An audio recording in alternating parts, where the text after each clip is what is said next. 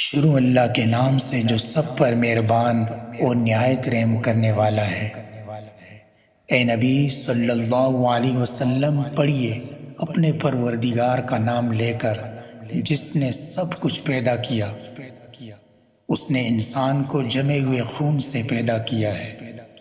پڑھو اور تمہارا پروردگار سب سے زیادہ کرم والا ہے، جس نے قلم سے انسان کو تعلیم دی۔ انسان کو اس بات کی تعلیم دی جو وہ نہیں جانتا تھا۔ حقیقت یہ ہے کہ انسان کھلی سرکشی کر رہا ہے، کیونکہ اس نے اپنے آپ کو بے نیاز سمجھ لیا ہے۔ سچ تو یہ ہے تمہارے پروردگار ہی کی طرف سب کو لوٹنا ہے۔ بھلا تم نے اس شخص کو بھی دیکھا ہے جو ایک بندے کو منع کرتا ہے جب وہ نماز پڑھتا ہے؟